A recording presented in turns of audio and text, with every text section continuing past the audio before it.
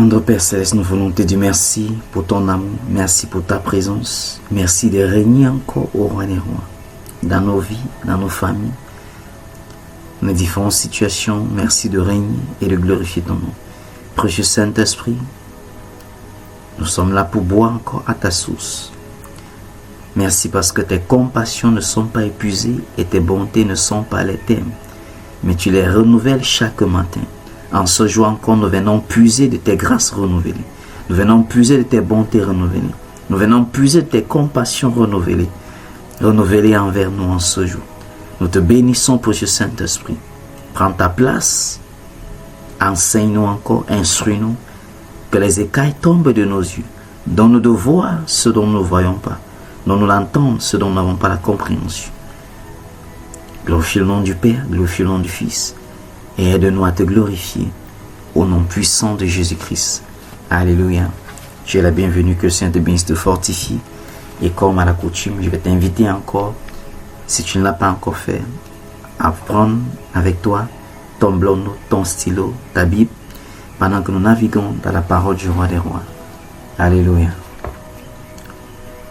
C'est lui qui tient nos vies dans ses mains, comme une bille de bois dans ses mains.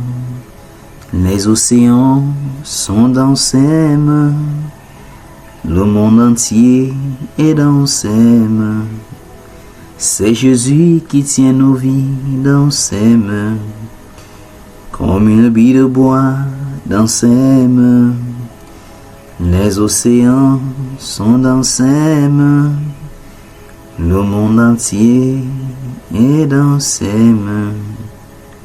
Tu es Jéhovah Jireh, le grand Dieu pourvoyeur. Tu es Jéhovah Jireh, tu es Jéhovah Jireh. Ma vie t'appartient, c'est toi qui me l'as donnée. Tu es Jéhovah Jireh, tu es Jéhovah Jireh, et Yahweh, Yahweh, et Yahweh. Yahweh, Yahweh, Yahweh, Yahweh. Alléluia, gloire à Jésus. Alors nous continuons par la grâce du Seigneur avec notre thème qui tend simplement à sa fin. Depuis un bon bout de temps, le Seigneur nous a accordé la grâce d'explorer le manuel qu'il nous a donné. Il s'agit de sa parole. Nous avons vu beaucoup de points jusqu'ici et je vais inviter encore quelqu'un, certainement qui n'avait pas pris cette série depuis le début, d'aller dans les enseignements sur la plateforme, sur notre chaîne YouTube, écoutez, sois béni, et il y a l'intégralité des enseignements là. Prends ton temps de parcourir chaque épisode. Alléluia. Je pense que nous sommes déjà certainement à l'épisode 11, donc il faut parcourir chaque épisode. Parce que la Bible, c'est le manuel du Créateur qu'il nous a donné, qu'il a mis à notre disposition, afin que nous ayons des expériences meilleures dans cette vie-ci et dans la vie à venir. Et sans la compréhension de ce manuel, sans la maîtrise de ce manuel, ou encore comment l'utiliser, comment ça fonctionne, toi et moi, nous ne pouvons pas vivre le meilleur de Dieu, le meilleur que Dieu a réservé pour toi et pour moi. Il a tout rassemblé, il a rassemblé tout et il a mis dans le manuel appelé la Bible. Et la bonne nouvelle, c'est que dans ce manuel, il nous donne de voir des cas pratiques. Lui-même étant le premier pratiquant. Il nous donne ça parce que c'est le manuel que lui-même il a utilisé et que lui-même il utilise pour agir, pour accomplir quoi que ce soit, pour faire quoi que ce soit. Genèse 1 nous révèle un Dieu à l'œuvre, un Dieu qui travaille. Et nous révèle également l'instrument ou le matériel de travail que lui il utilise. Et c'est rien d'autre que sa parole. Et c'est ça qu'il t'a donné, c'est ça qu'il m'a donné. Pour accomplir les desseins et les plans qu'il a pour toi et pour moi, c'est pas le moyen, pas l'instrument de la parole, de sa parole, qu'il a mis à notre disposition. L'un de nos derniers épisodes portait sur les symboles de sa parole. Nous avons vu sa parole en tant que sémence, en tant que miroir, en tant que lait en tant que pain, en tant que épée, en tant que marteau, etc. Nous avons vu les différents symboles de la parole de Dieu, en tant que lampe qui nous éclaire. Si tu n'as pas cette compréhension, tu vas croire que la vie chrétienne, la marche, cette relation avec Dieu est une arnaque. Oui. C'est pour cela que plusieurs sont dedans que par familiarité. Ils n'expérimentent pas la réalité de la chose.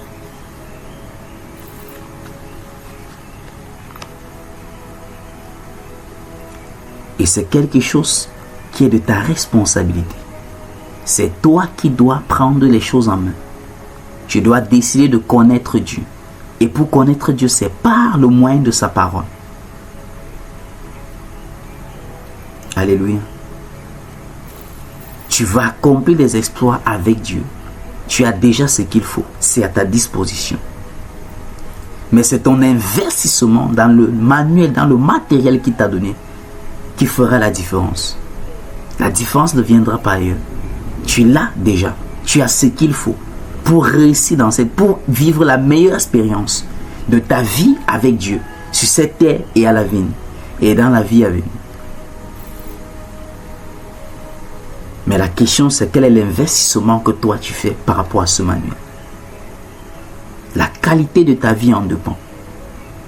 Elle dépend de la maîtrise, de la compréhension, de l'usage du manuel qui est entre tes mains, qui est à ta disposition. Dieu ne te donnera pas autre chose que le manuel qu'il t'a donné.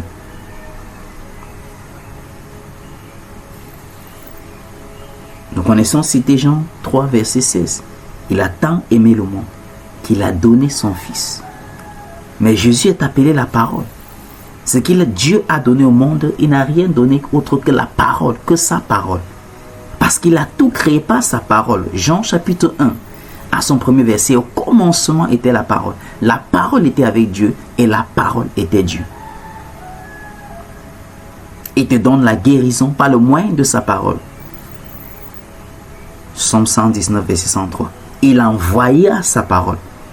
Sa parole fait comment? Sa parole les guérit et les délivra de leur destruction. Toute réponse de Dieu vient en forme de parole.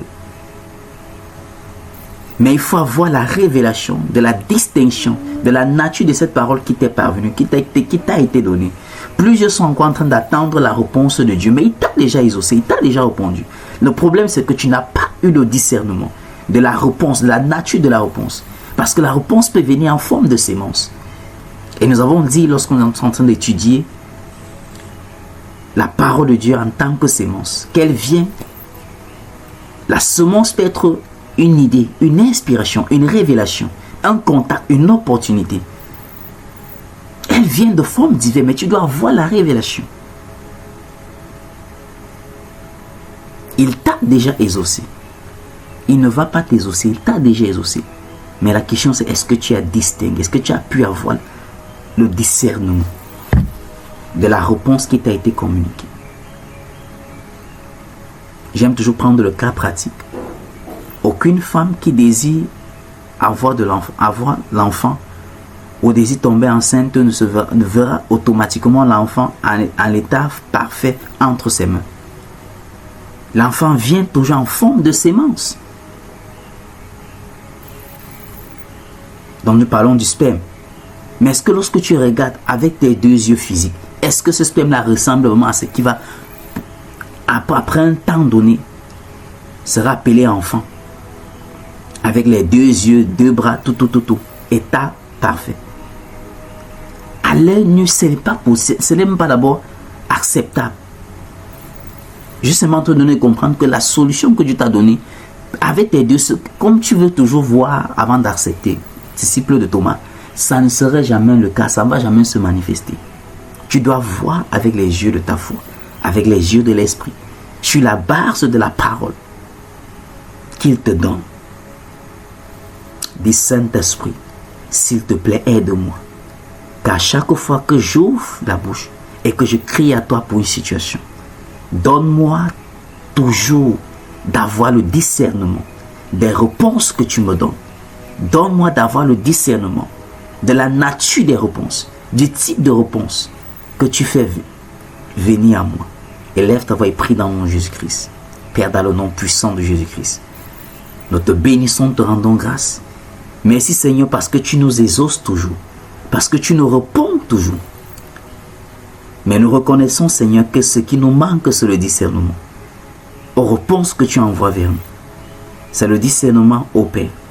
Nous te supplions précieux Saint-Esprit. Merci de nous aider à marcher dans un discernement profond des réponses que tu envoies vers nous. Merci de nous aider à marcher dans le discernement des réponses que tu nous envoies. À marcher dans le discernement des réponses que tu envoies vers nous. Au nom puissant de Jésus-Christ. Alléluia. Tu as besoin du discernement pour les réponses que Dieu envoie vers toi. C'est tout ce qu'il faut, le discernement de ces réponses, parce qu'il t'a déjà exaucé. Mais la question c'est que tu n'as pas le discernement. Peut-être tu ne comprends pas ce que je suis en train de dire. Dans 2 Rois chapitre 3, la Bible nous donne une histoire d'une veuve dont le mari était serviteur de Dieu. Est mort pauvre et endetté. La Bible dit que les créanciers sont venus. Ils voulaient s'en prendre aux enfants parce que dans les temps anciens, si tu avais des dettes et que tu avais des enfants, alors les enfants pouvaient prendre des enfants en otage et on peut prendre les enfants pour qu'ils puissent travailler et payer ta dette. Alors ces créanciers, ils viennent. Ils vont s'en prendre aux enfants de cette veuve. Elle va courir vers l'homme de Dieu, courir vers le prophète, sur qui son mari était sur lui, ou sur son autorité. Elle va dire au prophète, c'est au prophète Élisée, mon mari était serviteur de Dieu, était au service de Dieu, était chez vous. Il est mort pauvre et endetté. Et voilà les créanciers qui viennent s'en prendre aux enfants.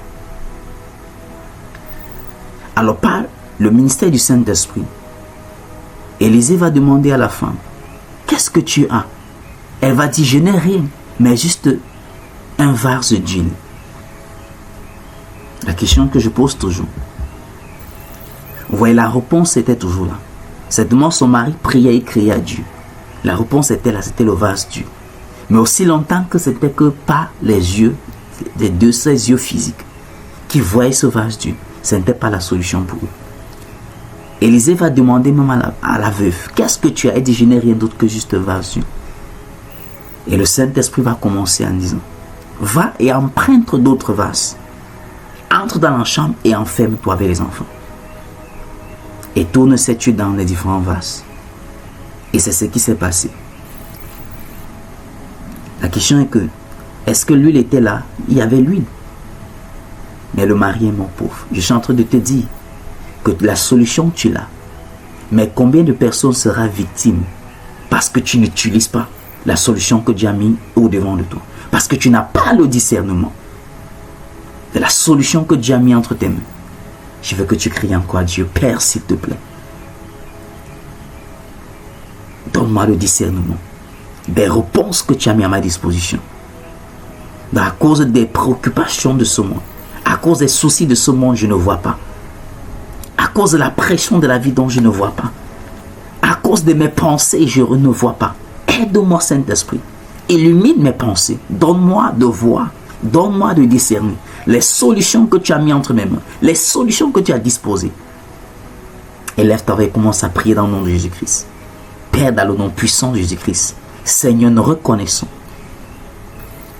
que nous pouvons être emportés, Seigneur, par les coups de la vie, par les pressions de la vie, par les soucis de ce siècle, et que nous passons à côté des solutions que tu mets auprès de nous. Pour que nous expérimentons ta gloire. Père, comme cette veuve dont l'huile était là, et que le serviteur est mort pauvre et endetté, et que des vies et des destinées périssaient. Seigneur, s'il te plaît,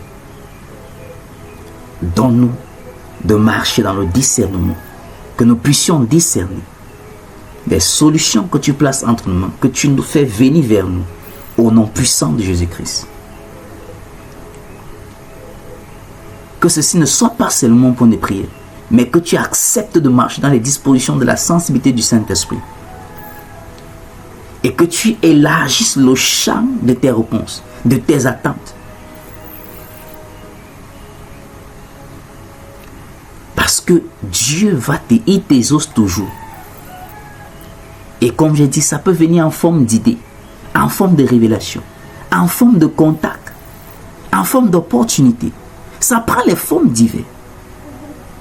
Parce que lorsque l'enfant vient, l'enfant ne vient pas en état parfait ou encore en état déjà formé. Elle vient en forme de sémence. Alléluia. Donc ce que Dieu a donné, qu'il t'a donné à moi, à toi et à moi, c'est rien d'autre que sa parole. Et tout ce qu'il a fait avec ta vie, ou qu'il fera dans ta vie, ce n'est pas en dehors de sa parole. C'est pour cela que tu dois payer le prix de comprendre, de connaître. Aïe, Holy Spirit, apporte cela. Tu vas élever ta voix, tu vas prier. Dis Saint-Esprit, s'il te plaît, aide-moi à avoir un engagement vis-à-vis de ta parole, comme style de vie, comme modèle de pensée, comme modèle de langage, comme modèle de réflexion. Élève ta voix et commence à prier dans le nom de Jésus-Christ. Saint-Esprit, s'il te plaît, aide-moi. Avoir un engagement envers ta parole, comme style de vie, comme modèle de pensée, modèle de communication, que ta parole devienne un avec moi, devienne mon style de vie. Aide-moi à devenir dépendant de ta parole, dépendant de ta parole, dépendant de ta parole, au nom puissant de Jésus-Christ. Alléluia. Jusqu'à ce que la parole de Dieu quitte la sphère des astuces que plusieurs ont adoptées. Plusieurs, la parole de Dieu possède les astuces. Lorsque la vie est bloquée tout, rapidement on va dans les sommes, on engage un jeûne d'urgence, et comme Dieu est amour et miséricordieux, il va aller au-delà de ton jeûne et toutes les choses que toutes les stratégies que tu as appliquées là, va décanter la situation. Et pour plusieurs, lorsque la situation est décantée, ok, c'était bon. On passe à autre chose. Seigneur, merci. Oh, tu es bon. Alléluia. Et on reprend le même modèle de vie. On n'a plus de contact avec la parole. On n'a plus de contact avec le jeûne. On n'a plus de contact avec la prière. Parce qu'il y a eu un petit soulagement. Et à la prochaine obstacle, on revient au même modèle. La question que Dieu te pose, c'est que jusqu'à quand, ma fille? Jusqu'à quand, mon fils? Jusqu'à quand est-ce que tu continueras toujours à prendre ma parole comme des astuces? La parole de Dieu n'est pas une astuce. Il t'a donné pour que tu aies une meilleure expérience dans cette vie-ci et dans la vie à venir. Il t'a donné sa parole pour que par elle, les projets, les visions, tout ce qu'il a renfermé en toi puisse se manifester dans sa plénitude.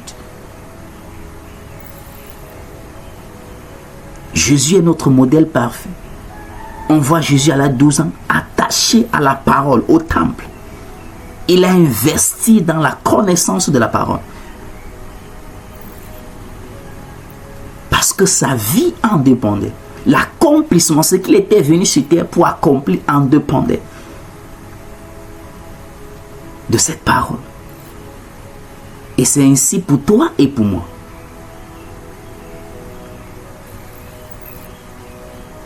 Le niveau de vie que nous avons aujourd'hui est le reflet du niveau de notre communion avec la parole. Que nous le voulons ou pas, que nous l'acceptons ou pas. Nous ne pouvons pas manifester dans cette vie-ci au-delà du niveau de la parole qui réside en nous. Au-delà du niveau de la parole que nous avons compris et que nous la mettons en pratique. Est-ce que ça passe?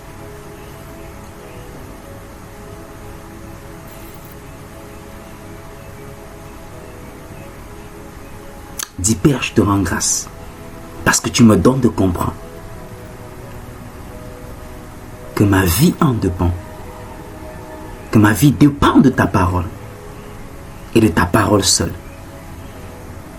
Ma vie dépend de ta parole et de ta parole seule, au nom puissant de Jésus-Christ.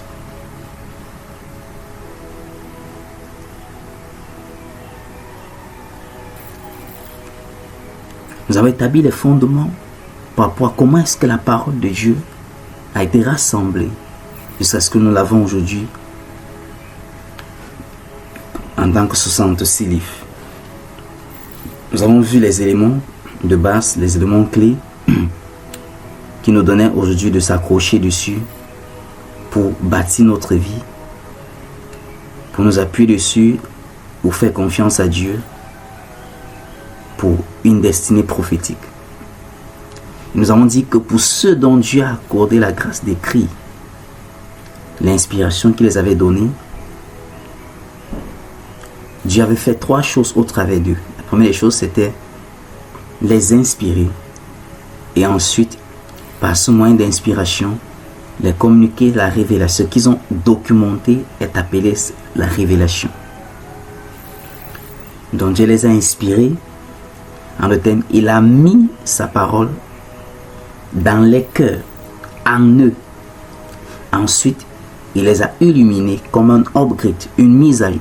Il les a upgrade, donc il a élevé leur niveau, en sorte que les niveaux prenons exemple que ce soit au niveau académique ne puissent pas influencer le message.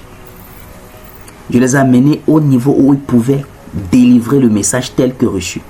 Ils pouvaient transmettre le message que tel que reçu.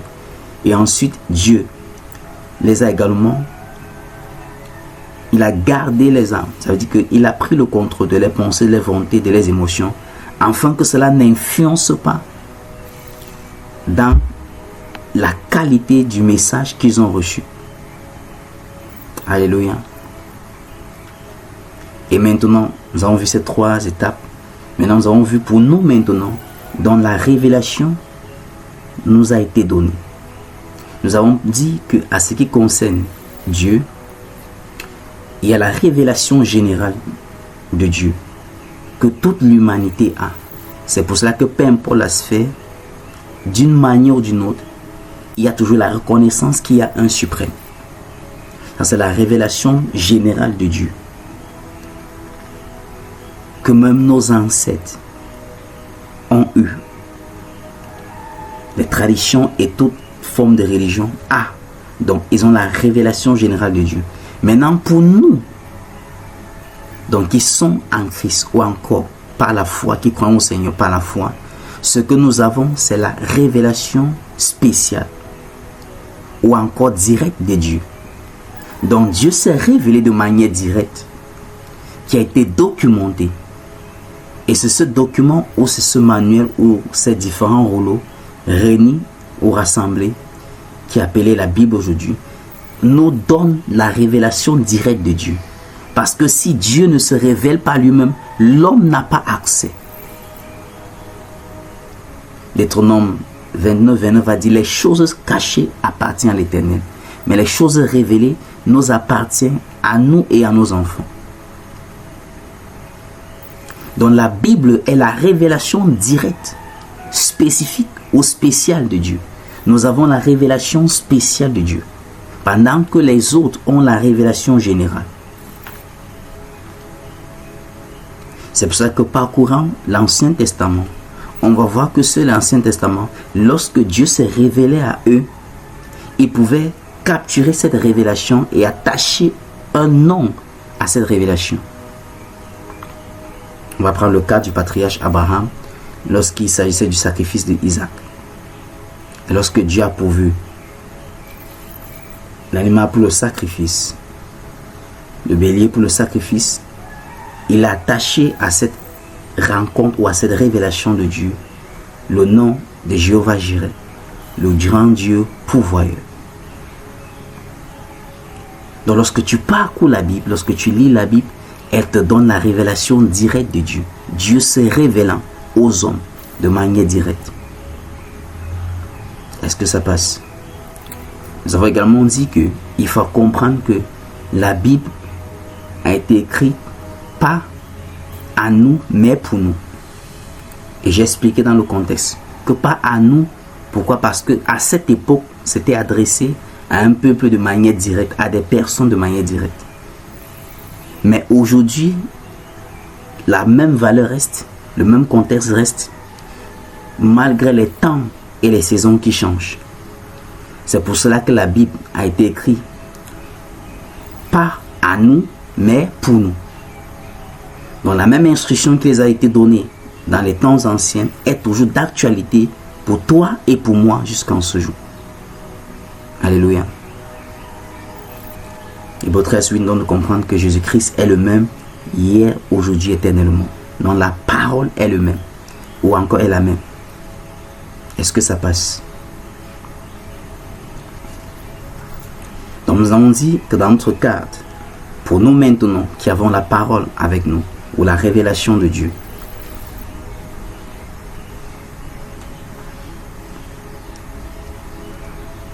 dans la Bible, qui est dans le manuel appelé la Bible, il y a des étapes que nous devons comprendre. Parce qu'étant de l'inspiration à la révélation, qui est la Bible qui est à notre disposition, maintenant le travail qui a fait, c'est au niveau de l'interprétation. Parce que si nous ne parvenons pas à interpréter la parole de Dieu, il sera difficile de manifester les promesses, d'appliquer les principes, de vivre ce que révèle cette parole, d'expérimenter ce que révèle cette parole. Nous allons simplement nous limiter au fait de lire l'histoire qui est écrite. Mais expérimenter sera difficile parce que nous ne parvenons pas à interpréter correctement ou encore avoir une interprétation. Et dans le cadre de l'interprétation, nous avons dit qu'il y a beaucoup d'éléments qui influencent ou qui jouent autour de l'interprétation de la parole de Dieu. Et c'est pour cela que nous avons besoin de l'auteur lui-même. L'auteur principal, bien sûr qu'il y a des auteurs tels que les apôtres Paul qui ont écrit, Jean, Luc, mais nous parlons de l'auteur principal qui est le Saint-Esprit. Alléluia.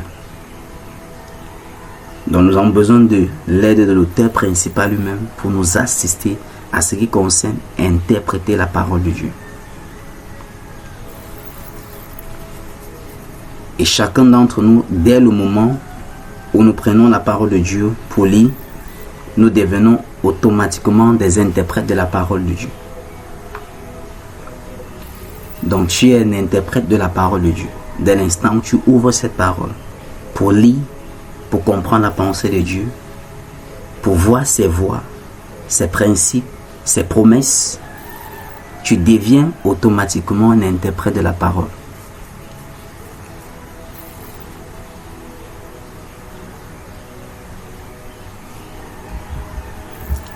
Parce que lorsque nous parlons du fait d'interpréter, il s'agit simplement d'expliquer ce qui est déjà dit. Donc, nous avons la parole de Dieu. Il y a déjà ce que Dieu a dit là-bas. Maintenant, nous essayons simplement d'avoir une explication plus claire ou encore qui s'applique à nous aujourd'hui. À eux, par exemple, à cette époque. Ça s'appliquait comme ça maintenant à nous aujourd'hui, avec les choses, les temps, les choses qui ont évolué, qui ont changé. Comment est-ce que ça s'applique aujourd'hui? Bon, je vais prendre un exemple simple. Lorsque nous lisons Éphésiens chapitre 6, nous allons voir l'apôtre Paul nous enseigner à ce qui concerne le combat spirituel. Et il va utiliser les armes de cette époque. C'est pour cela qu'il décrit l'armure de Dieu en utilisant les équipements ou encore le style vestimentaire, l'équipement de cette époque dont les combattants utilisaient. Il va parler du casque du salut, l'épée de l'esprit, les chaussures qui sont les aides de l'évangile et tout. Il décrit l'habillement d'un combattant de cette époque. Mais si nous actualisons aujourd'hui, nous combattons puis avec l'épée. Alléluia. Aujourd'hui, la technologie a pris le contrôle. Il y a toutes sortes de choses. Donc, si nous voulons actualiser dans l'explication de l'apôtre Paul, dans le contexte reste, mais en termes d'actualiser, nous allons voir que l'équipement maintenant a changé. Donc, le gros travail au niveau de la parole de Dieu, c'est au niveau de interpréter. C'est au niveau d'interpréter. Et nous disons que premièrement, tu as besoin de l'aide du Saint-Esprit parce que c'est lui l'auteur principal.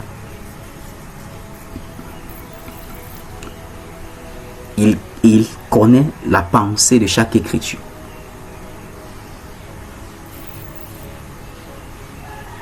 Alléluia.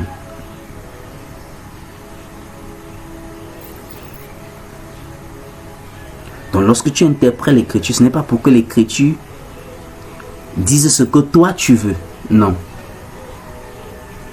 Mais c'est de comprendre ce que Dieu a déjà dit par l'aide du Saint-Esprit. Alors lorsque je veux interpréter la parole de Dieu, parce que c'est pendant que tu interprètes la parole de Dieu que le Saint-Esprit, comme je dis, parce que tu as sollicité ton aide, il va t'illuminer ou encore il va t'éclairer davantage. Et c'est cette lumière qu'il va t'apporter, qui va te donner maintenant de savoir comment appliquer dans le cas espèce. Ça peut être dans une situation ou encore même quotidiennement, d'une manière ou d'une autre. Le Saint-Esprit, lorsqu'il va t'éclairer, il te dira comment l'appliquer. Et ce n'est que de cette manière que tu vas expérimenter les résultats extraordinaires, les signes, les prodiges ou encore les miracles.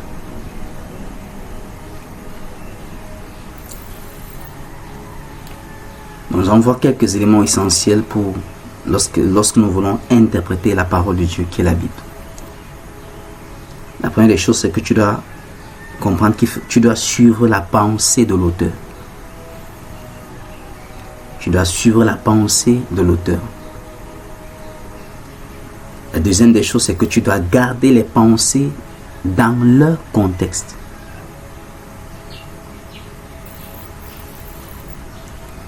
Nous devons comprendre que l'auteur utilise des mots pour communiquer des pensées.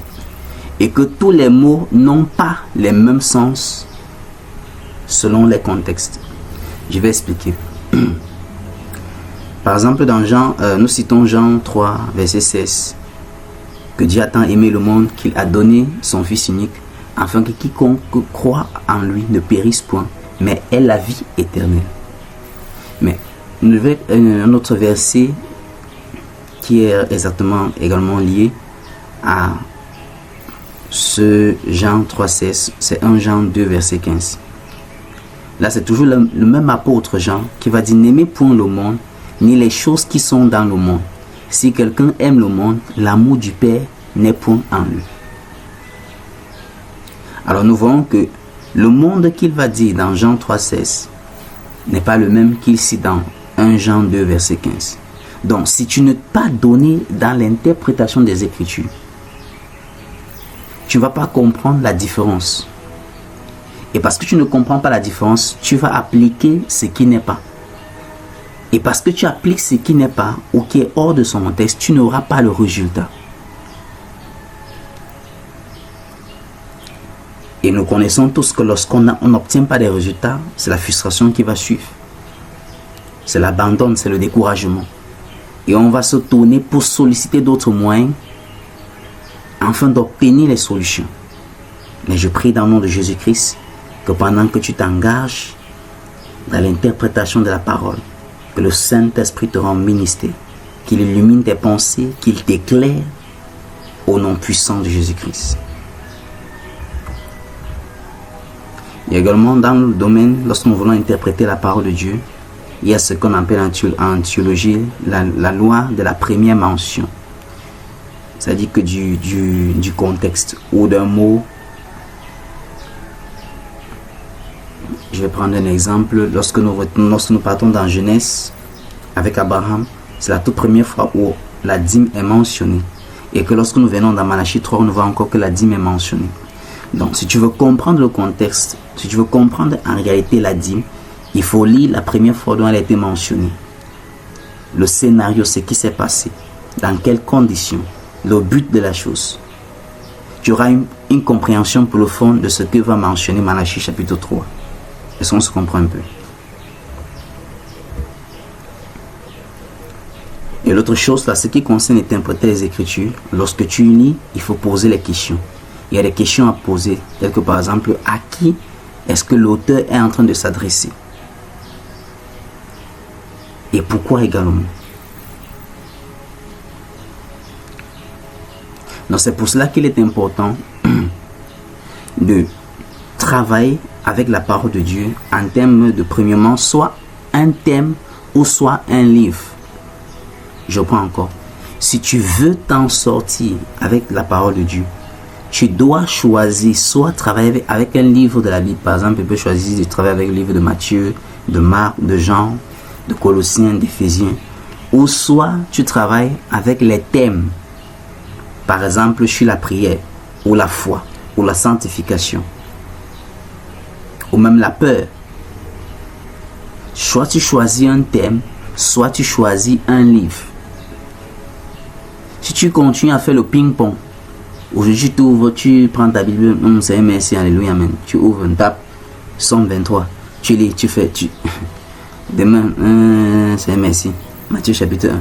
Si tu lis ta Bible comme ça, je te donne une garantie. Premièrement, tu ne vas pas grandir. Il te sera difficile de manifester les réalités de la parole. La croissance spirituelle vient à partir du fait que soit je travaille avec un thème, soit je travaille avec un livre. Pourquoi? Parce que pour comprendre pour avoir certaines réponses, il faut commencer au début du livre et les lire jusqu'à découvrir à qui est-ce que l'auteur s'adressait et le pourquoi est-ce que il s'adressait ainsi. Parfois, il faut combien de versets ou encore de chapitres il lui faut pour commencer et terminer ses pensées. C'est pour cela que nous avons un pied, deux pieds. Tu peux facilement avoir l'idée de l'auteur. De un pied jusqu'à deux pieds, ce qu'il voulait transmettre, ce qu'il était en train de dire, le pourquoi il le disait. Mais imagine que tu lis un pied aujourd'hui. Après demain, tu dis, parce que quelqu'un t'a dit que non, il faut lire le somme 2, le somme machin, somme 2. Tu sautes, tu pars, tu lis le somme 2. Tu vois, toi-même, tu vas te perdre. Donc c'est pour cela que la parole de Dieu n'est pas efficace pour plusieurs. Ne produit pas le fruit, ne produit pas la transformation ni le changement. Parce qu'ils ne font que picorer la parole de Dieu. Comme il dit pour la majorité, c'est un livre d'astuces. Quand tu fais un mauvais rêve, tu prends le somme tel. Quand tes affaires ne marchent pas, tu prends le somme tel. Quand tu es dans telle condition, tu prends le somme tel. Quand tu veux la sagesse, tu peux lire Ecclésiaste, tu peux lire oh God, tu peux lire Proverbe. Bien aimé, c'est pas comme ça que ça marche. Alléluia. Soit tu travailles avec la parole de Dieu en termes de thème ou en termes de livre. Si tu veux grandir spirituellement, si tu veux que la parole de Dieu porte ses fruits, produit des résultats, qu'elle reflète qu'elle reflète ta vie, il faut que tu travailles soit avec les thèmes ou soit avec les livres. Tu peux choisir, faire un choix de ton livre. Je te conseille de commencer avec le Nouveau Testament, parce que là, ça sera un peu plus facile. Ou soit un livre dans l'Ancien Testament, ça va dépendre de tout. Nous bénissons le Seigneur parce qu'il nous fait grâce que chaque mois ou encore, il nous permet de travailler avec les différents thèmes chaque fois. Il nous aide à travailler dans les différents thèmes. C'est ça que nous travaillons en thème de série ou en thème d'épisode. Alléluia. Je disais que parce que pour trouver certaines réponses, il faut commencer au début d'un livre et lire jusqu'à découvrir à qui est-ce que l'auteur s'adressait. Le pourquoi il les a écrits, cela. Alors il a fallu combien de versets ou combien de chapitres pour qu'il commence et termine ses pensées ou son sujet. Est-ce que ça passe maintenant?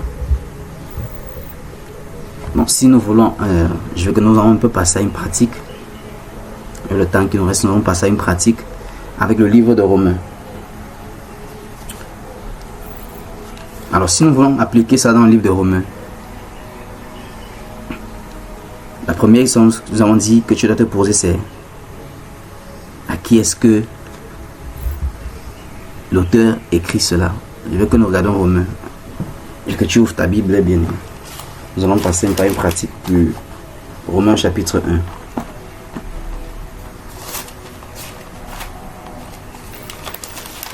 Romains chapitre 1.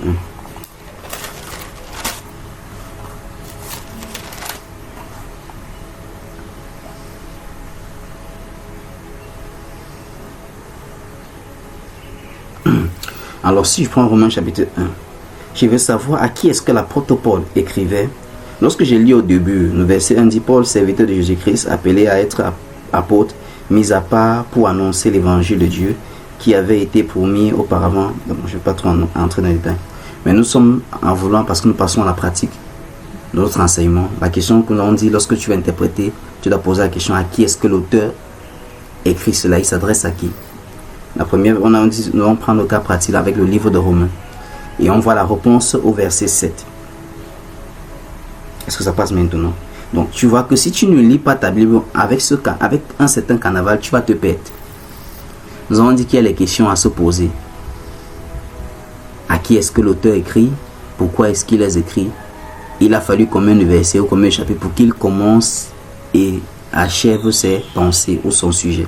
Alors on va passer à, premièrement, à qui est-ce qu'il, apôtre Paul, s'adressait?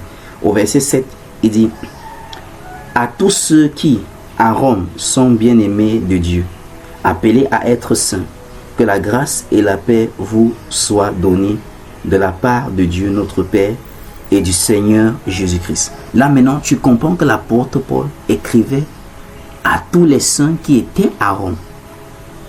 Alléluia. À tous les chrétiens qui étaient à Rome. Maintenant, nous allons dire la prochaine, et nous pouvons également voir Satan au verset 13 aussi.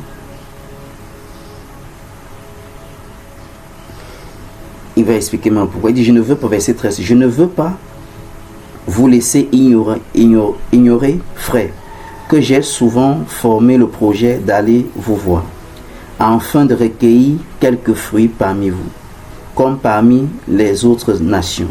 Mais je n'en ai été empêché jusqu'à ici. Et si on va dans le chapitre 2 au verset 17, la partie B, on va toujours voir certaines réponses de l'apôtre Paul.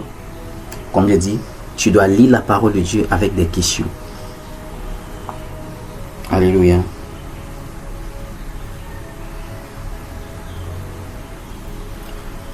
Si nous regardons le pourquoi, est-ce qu'il les écrivait? Je veux que nous regardons le verset 15. Le verset 15 nous donne par exemple un exemple du pourquoi. Verset 15 à 17. Verset 15. Ainsi, j'ai un vif désir de vous annoncer aussi l'évangile, à vous qui êtes à Rome. Car je n'ai point honte de l'évangile. C'est une puissance de Dieu pour le salut.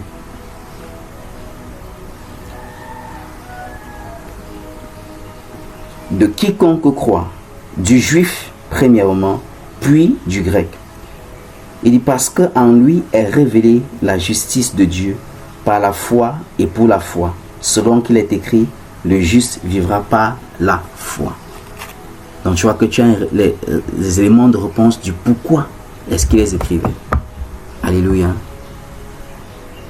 Maintenant, si on veut voir combien de versets ou de chapitres il lui a fallu pour qu'il commence et termine ses pensées ou termine ce sujet, on va voir que, si je peux seulement vous résumer cela, au chapitre 1, il parle de, si on regarde le chapitre 1, du chapitre 1 jusqu'au chapitre 8 du livre de Romains. Si tu vas prendre le temps de lire presque tout le livre de Romains, tu peux lire tout le livre de Romains après, si tu le veux. Je précise bien si tu le veux. C'est 16 chapitres. Tu vas voir que du chapitre 1 au chapitre 8, l'apôtre Paul va expliquer l'évangile doctrinal. Donc il explique l'évangile. Quand tu vas à partir du chapitre 9 au chapitre 11, il va parler on va voir l'évangile et Israël. Donc il parle de l'évangile et d'Israël. Et du chapitre 12 au chapitre 15, on va voir l'évangile appliqué. Et au chapitre 16, nous verrons l'évangile personnalisé. Alléluia. Donc ce sont les éléments de réponse que lorsque tu lis la parole de Dieu, c'est ça qui va forger ta conviction. Pas parce que tu as entendu une prédication, mais parce que toi-même tu t'es assis et que tu as eu les éléments de découverte. Que le Saint-Esprit a ouvert ta compréhension, a ouvert tes yeux spirituels et t'a donné de voir quelque chose dont tu ne connaissais pas auparavant. Et c'est ça qui va devenir la substance de ta foi. Selon Hébreux 11. Hébreux 11 en anglais va dire for faith is the substance of things hoped for. Alors dans la foi il y a la substance. C'est vrai qu'en français cette définition là n'est pas claire. Mais en anglais la définition de la foi va commencer par disant que c'est la substance. Faith is the substance of things hoped for. Donc c'est la substance des choses dont on espère. Une démonstration de celles qu'on ne voit pas. Donc, où est-ce que tu trouves cette substance? Pendant que tu es dans l'interprétation de la parole de Dieu, tu as besoin de la substance de Dieu. Et seul le Saint-Esprit peut t'aider à acquérir cette substance-là, qui va forger ta conviction. Et sur cette conviction, tu vas agir, tu vas poser l'action de foi. Est-ce que ça passe? Donc, plusieurs n'ont pas la foi correspondante. Souvenons-nous, nous avons eu à enseigner par rapport à la foi. Pour chaque situation, pour chaque défi, pour chaque domaine, il y a une foi correspondante. Il n'y a aucune situation qui ne se soumet pas sur l'autorité de la foi. Mais quel type de foi, quelle qualité de foi, quelle quantité de foi? Tout au long du ministère de notre Seigneur Jésus-Christ, à plusieurs reprises, on voit le Seigneur lui-même dire aux malades que ta foi t'a sauvé. À l'exemple, la femme qui perdait le sang. Jésus n'a pas dit que femme, j'étais guérie. Il dit ta foi t'a sauvé. Ta foi t'a guéri.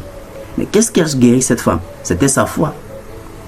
Parce que ta foi te donne d'opérer dans la classe de Dieu, d'agir comme Dieu agit, de faire comme Dieu.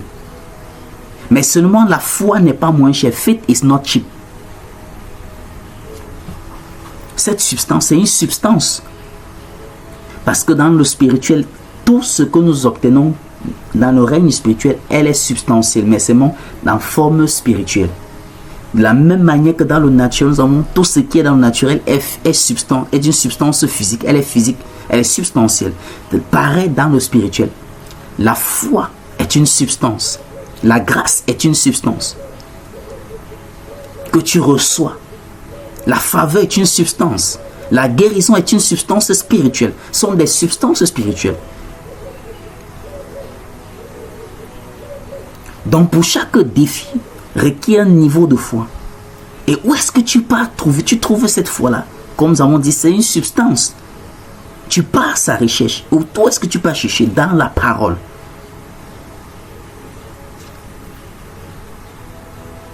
Jusqu'à ce que tu as la quantité requise. Parce que de la même manière dans le naturel, si quelque chose coûte 5 000 francs, tu as 1000 francs, tu ne peux pas acquérir cela, tu ne peux pas l'acheter. Jusqu'à ce que tu as le montant correspondant. C'est pareil pour la foi. C'est la même chose avec Dieu. Tout ce que Dieu attend de toi, c'est ta foi. Si ta foi dit oui, Dieu ne peut pas dire non. Ah oui. Alléluia. Mais pour que tu acquières la foi, il faut comprendre, il faut connaître sa parole. Le véritable problème, c'est au niveau de sa parole. Et le gros travail, c'est au niveau d'interpréter sa parole.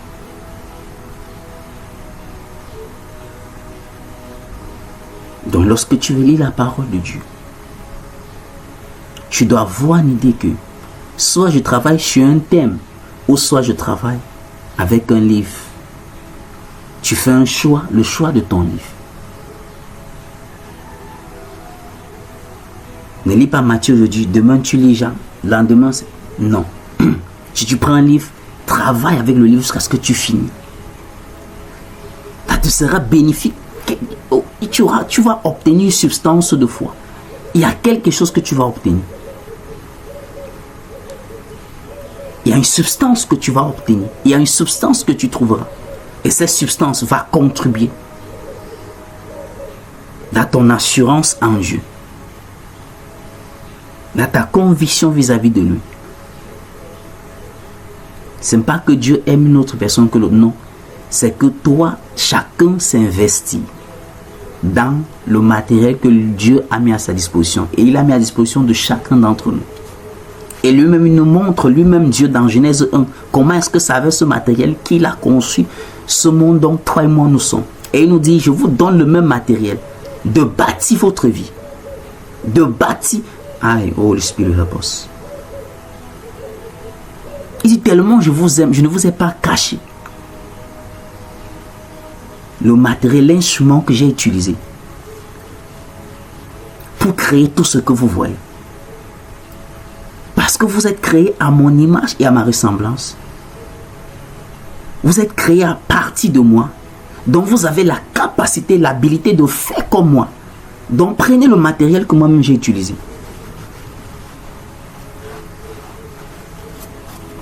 Mais est-ce que nous comprenons cela? Nous voulons toujours quelque chose d'à côté. Nous voulons laisser l'instrument que Dieu lui-même a utilisé pour quelque chose qui va nous amener à monter, descendre, à tourner. Oh God, help us.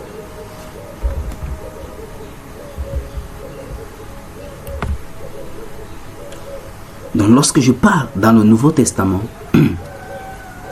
ou dans l'Ancien Testament, il y a des choses également que je dois considérer. Nous sommes toujours sur les éléments essentiels lorsque tu veux interpréter la parole de Dieu. Est-ce que ça passe? Est-ce que quelqu'un est béni? Alléluia. Tu as vu que tu dois choisir le livre que tu dois travailler avec. Tu as vu qu'il y a les questions que tu dois poser. Maintenant, ce qui concerne maintenant les textes, ce que tu es en train de lire. Est-ce que ce texte-là, c'est une histoire qui est racontée? Est-ce que c'est la doctrine? Est-ce que c'est un texte correctif? Est-ce qu'elle est personnelle ou est-ce qu'elle est prophétique? Et dans l'Ancien Testament, je pense que il y a les éléments, dans les épisodes que nous avons eu à traiter, nous avons vu dans la description générale de la Bible, lorsqu'on parlait, lorsqu'on donnait les différents découpages de la Bible, nous avons parlé des livres prophétiques, de sagesse, etc. Donc, on voit beaucoup plus ça dans l'Ancien Testament. Donc, dans l'Ancien Testament, la marche des livres que tu vas entrer en contact, ou encore les livres que tu vas lire, elles ont à voir avec soit les livres historiques, soit d'Israël, ou un livre de sagesse, ou de poésie. Là, on parle de... Quand on parle de poésie, on va dans les... On va aller dans les livres d'Ecclésiaste, ou encore un livre de poétique, ou encore si c'est un livre prophétique. Donc lorsque tu lis, il faut également identifier cela. Est-ce que ce que je lis, c'est doctrine, c'est la doctrine? Est-ce que c'est une histoire qui est relatée? Est-ce que c'est un livre prophétique? Est-ce que c'est un livre de la loi? Lorsqu'on parle des livres de la loi, là c'est beaucoup plus Ancien Testament. Les livres que tu vas voir beaucoup plus Ancien Testament. Dans l'Ancien Testament, on a le livre de la loi, on a les livres historiques, on a le livre d'Israël, l'historique d'Israël, l'histoire d'Israël, oui. On voit les livres également de sagesse, de poésie, on a encore également un livre prophétique. Tel qu'à partir de Jérémie, Ésaïe, Nahum, Habakkuk, tous ces sont les livres prophétiques qui parlent également du Messie, qui annonce sa venue. Alléluia. Donc il faut identifier le texte que tu es en train de lire. C'est très important. Si tu veux lire là, si tu veux interpréter, il faut identifier le texte. Parce que si tu n'identifies pas le texte, tu vas te perdre. Est-ce que ça passe? Il faut identifier le texte. Ce que je suis en train de lire là, est-ce que c'est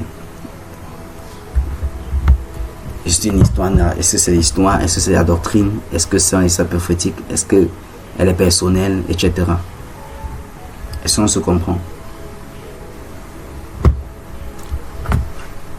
Donc je vais interpréter, ou chaque fois que je vais lire ma Bible, pour passer à l'interprétation, parce que c'est lorsque tu passes dans la tâche d'interpréter la parole de Dieu que véritablement le travail commence, ou encore véritablement la croissance commence. Tu ne peux pas sortir dans l'interprétation de la parole de Dieu et qu'il n'y a pas un plus qui s'ajoute à ta foi. C'est impossible. C'est impossible. Est-ce que je peux élever ta voix et commencer à bénir le Seigneur? Oh, time is gone.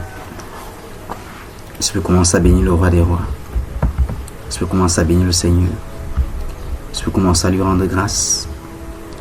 Nous avons dit que Dieu nous a déjà tout donné. Et ce qu'il nous a donné, c'est sa parole. Et nous avons dit que pour nous, ou pour ceux qui sont dans la foi, nous avons la révélation directe ou spéciale de Dieu. Pendant que l'humanité a la révélation générale. Il y a deux distinctions, la révélation de Dieu. La révélation générale et la révélation spéciale ou directe ou spécifique de Dieu. Et nous voyons cela dans la Bible, dans le manuel appelé la Bible. Et nous disons que Dieu il ne va pas te donner autre chose que ce qu'il t'a déjà donné. Maintenant, le travail te revient. À toi de pouvoir, de parvenir à interpréter correctement ce qu'il a mis entre tes mains. Parce que ta vie en dépend. Et que tu dois quotidiennement faire de cela un engagement de priorité. Tant que la parole de Dieu n'est pas pour toi une priorité, oublie certaines expériences, certaines manifestations des desseins et des plans de Dieu pour ta vie. Oui. Parce que la manifestation, l'accomplissement des desseins et des plans de Dieu pour ta vie dépend de l'usage de ce manuel, de la compréhension, de l'application. Parce que tout ce dont tu as besoin est renfermé dans ce manuel. Jésus nous démontre cela lui-même en faisant bon usage de ce manuel. Et face à la tentation, on voit Jésus dire, il est écrit. Dans Luc 4, on le voit déclarer ce mandat. Il ne déclarait pas quelque chose de nouveau, il déclarait ce qu'il avait lu, ce qui était écrit lui concernant. Donc il y a ce qui est écrit dans la parole de Dieu te concernant. Découvre-la. Tu ne peux pas découvrir si tu ne te donnes pas dans la recherche par le moyen d'interprétation.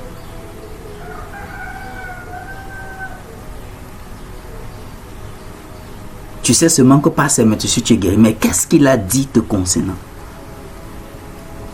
Est-ce que tu as découvert qui tu es en lui au travers de sa parole? Fais comme Habakkuk. Habakkuk a dit, Habakkuk chapitre 2, je vais me tenir à la brèche pour voir ce qu'il me dira. Jérémie 1, Dieu lui a dit, avant que tu fus conçu dans le ventre de ta mère, que tu puisses, je t'avais déjà séparé, je t'avais établi. Ce qu'il a dit à Jérémie s'applique à toi et ça s'applique à moi. Alléluia.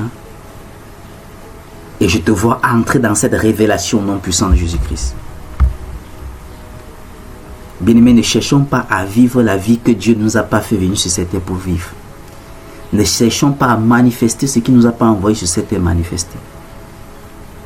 Payons le prix de découvrir cette mission, de découvrir ce pourquoi il t'a fait venir sur cette terre. Et tu vas te rendre compte que tu as déjà ce qu'il faut. Parce que dans ta mission, il a mis ta provision. Aïe, il y en a d'autres. Ta provision est dans ta mission. Tant que tu ne découvres pas ta mission, oublie la provision. Tu auras certainement une provision de fruit de tes efforts, mais tu n'auras pas la provision provue par Dieu. Parce que dans ta mission est ta provision. Je reprends encore. Dans ta mission est ta provision. Découvre ta mission, la provision ne sera pas un point de prière. Découvre ta mission, la provision t'accompagnera. Il dit, voici les signes qui accompagneront ceux qui auront cru. Découvre. C'est pour cela qu'il nous dit dans Matthieu 6,33 de chercher le royaume et sa justice. Il dit, et toutes ces choses. Parce que dans la découverte, dans la recherche du royaume, tu découvres ta mission. Et tout ce qui... Oh, la brache, lève ta voix et commence à dire, Père, s'il te plaît, aide-moi. Donne-moi de découvrir. Père, je sais que tu m'as fait venir sur cette terre pour accomplir quelque chose, pour accomplir une tâche, pour jouer un rôle, pour accomplir une œuvre. Donne-moi de marcher, d'avoir accès, à cette révélation, tu m'as demandé de t'invoquer et tu vas me révéler les choses cachées, les choses dont je ne connais pas. Seigneur, s'il te plaît, révèle ce qui me concerne. Révèle-moi les plans et tes desseins pour ma vie. Révèle-moi, Seigneur, cette mission, ce pourquoi tu m'as fait venir sur cette terre, pour accomplir, afin que je marche dans tes desseins et dans tes plans, afin que j'accomplisse, Seigneur, cette ordre de mission. Au nom puissant du Christ, élève ta prière du bien-aimé. Je suis en train de te donner de comprendre que cesse de aller à gauche et à droite. La provision est dans ta mission. Il a brandé Bossai Capriamant. Élève ta voix et crie à Dieu bien-aimé. La nature, Jésus-Christ nous dit, ne vous enseigne-t-il pas? Et à quel membre du gouvernement qu'on va l'assigner à une mission et il va se battre pour chercher la provision pour cette mission? Non, dès l'instant où on t'assigne une tâche, une mission, la provision vient avec. Ainsi, le Dieu qui t'a créé, avant que tu viennes sur cette terre, il a attaché ta provision à ta mission à accomplir. Aussi longtemps que tu n'es pas dans la mission, la provision n'a pas de droit de te suivre. Le seul moyen de jouir de la provision attachée à ta destinée, c'est de découvrir ta mission et commencer à l'implémenter. Et je te vois le faire en ces saisons dans Jésus-Christ. Et lève ta vie, dis Seigneur, s'il te plaît, j'ai déjà assez perdu du temps. I have long wasted time, oh Lord. Father, reveal unto me your plans and the mission that you've sent me to this earth to fulfill. Lord, reveal unto me. I don't want to live again a life of try and error. Lord, I am tired of living the life of try and error. I have done this and lost like Peter, oh Lord. I have told all the years. Lord, I have nothing to show. I have nothing to prove. Have mercy on me, oh Lord, and reveal to me my mission. Et lève ta voix et prie dans le nom de Christ. Père, fais-moi grâce. Seigneur, fais-moi miséricorde. Comme l'aveugle Bartimée, fils de David, aie pitié de moi. Dis Seigneur, je ne veux plus. Oh, je ne veux plus, Seigneur, vivre une vie, Seigneur, d'essayer ceci et de cela. J'ai longtemps perdu de temps. J'ai longtemps perdu des années. Père, je regarde à ma vie. Je n'ai rien de palpable à présenter, à prouver. Seigneur, dans ta miséricorde, révèle-moi ma mission. Révèle-moi ma mission. Révèle-moi ma mission. Révèle-moi ma mission. Père, nous te bénissons, te rendons grâce. Merci parce que tu révèles. Merci parce que tu révèles la mission des uns et des autres. Tu les révèles, Seigneur. Ce pourquoi tu les as fait venir sur cette terre, pour accomplir. Et parce que, Seigneur, ils accèdent à ces révélations.